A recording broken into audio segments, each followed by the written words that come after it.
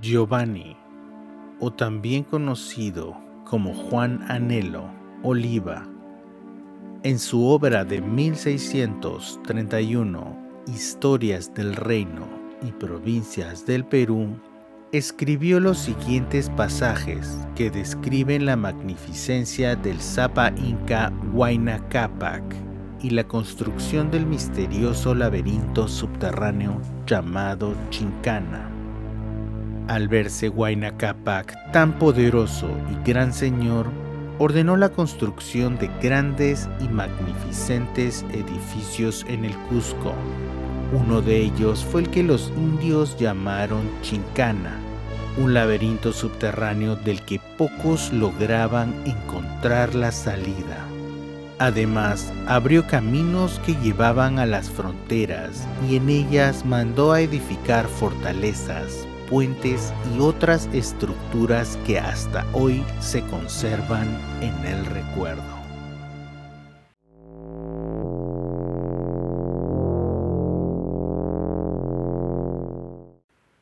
Se dice que fue Auqui Túpac, el gran infante y valeroso capitán, hijo del famoso inca Túpac Yupanqui, quien, por mandato de su padre, construyó un camino subterráneo.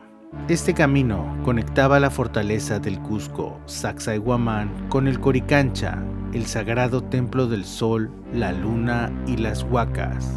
Según cuentan, Túpac Yupanqui mandó a edificar dentro de la fortaleza de Sacsayhuamán un nuevo y famosísimo templo del sol, y su entrada estaba labrada en forma de serpiente, una imagen tan realista y diabólica que causaba espanto a quien la mirase.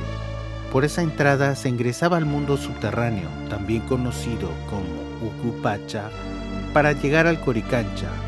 Hoy, ese camino se encuentra perdido, y aunque la entrada se ubica en la cueva conocida como la Chincana, que como ya sabemos significa lugar en donde uno se pierde, nadie ha logrado encontrar la salida. Y quien se aventure se perderá en el trayecto, pues el Inca mandó sellar el túnel para siempre, y en el Coricancha ya no queda memoria de su salida.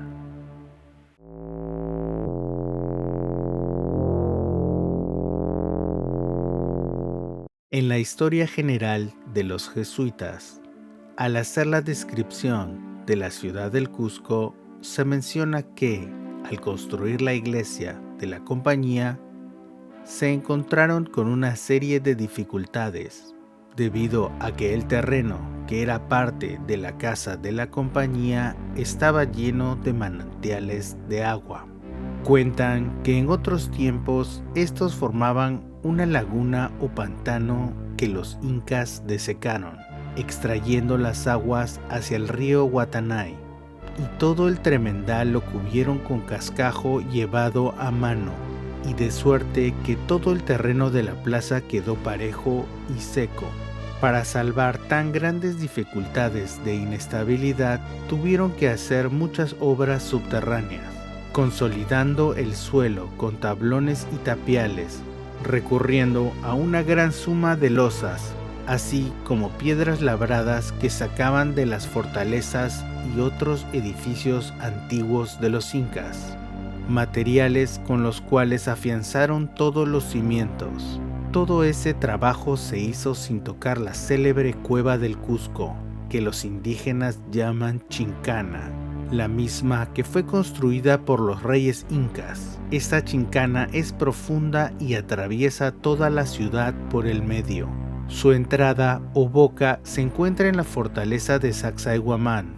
Esta luego baja por el lado del cerro en donde está la parroquia de San Cristóbal y, tras descender muchos estados de Honduras, va a dar a salir a lo que ahora es la iglesia de Santo Domingo, que como queda dicho era el famoso templo del Coricancha. Finalmente, el cronista jesuita dice que el padre Portillo, constructor de la iglesia de la compañía, no tocó esta cueva por ir muchos estados debajo de la tierra, y porque dicho socavón no pasa por el medio de la citada iglesia, sino un poco más arriba, cruzando por medio de las casas obispales.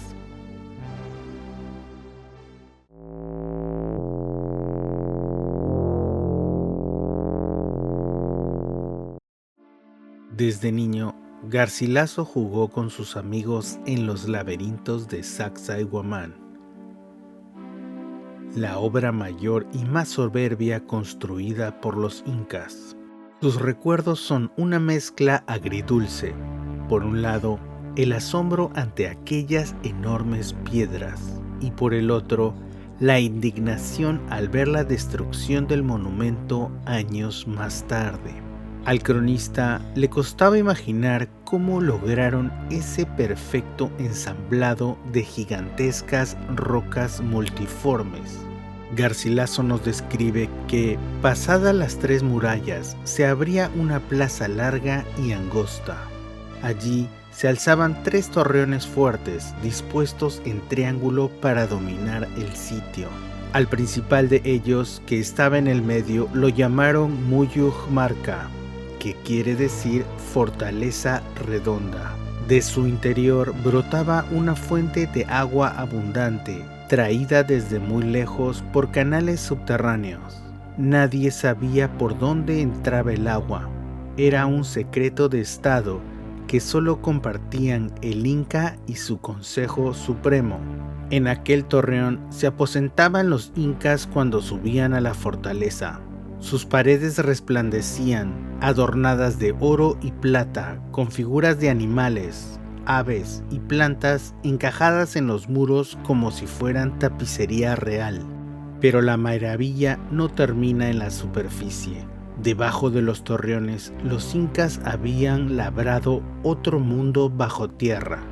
Bóvedas y túneles conectaban una torre con la otra. Era un diseño de gran arte militar. Calles y callejas estrechas, con tantas vueltas, revueltas y puertas encontradas que cualquiera perdía el sentido de la orientación a pocos pasos. Incluso los más expertos no se atrevían a entrar sin una guía, un ovillo de hilo grueso que ataban a la puerta para poder encontrar la salida.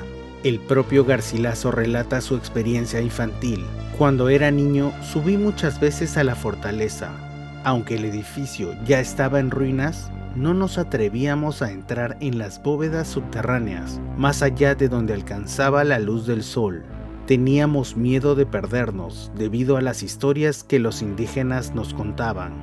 Se dice que recorrer las galerías interiores de la fortaleza tomaba alrededor de 7 días. Algunos túneles llegaban hasta el Cusco, a 3 kilómetros de distancia, comunicando Sacsayhuamán con el Coricancha.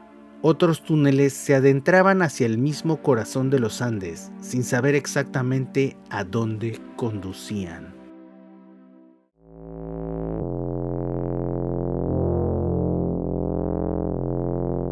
Guamán Poma de Ayala menciona que existía un camino subterráneo, Chincana, de Calispuquio que iba hasta el Coricancha, en el Cusco, existiendo una relación de ellas con Puma Parca, Suchuna el Rodadero. En otras investigaciones se afirma que María de Esquivel, española, esposa de Carlos Inca, quien poseía una fortuna aún mayor que muchos españoles de la época y quien era custodio del tesoro de los incas, fue llevada vendada por su esposo desde el palacio de Colcampata por unos subterráneos alumbrada con una débil farola. Pudo ver las estatuas de los incas de oro, así como una gran cantidad de artículos del mismo material. Luego, Carlos Incas fue delatado por su mujer a los españoles, pero este ya había huido a las montañas de Vilcapampa. Quizás, influenciados por tantas historias, es que empiezan las exploraciones a las Chincanas.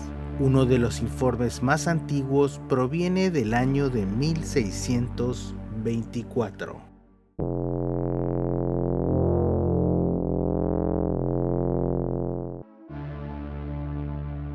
En 1624, 3 españoles de nombres Francisco Rueda, Juan Hinojosa y Antonio Orue buscaron la entrada de la Chincana, y se adentraron en ella en pos del oro perdido, pero jamás se volvió a saber de ellos. La historia quedó así grabada en la memoria de la ciudad y perdura hasta nuestros días.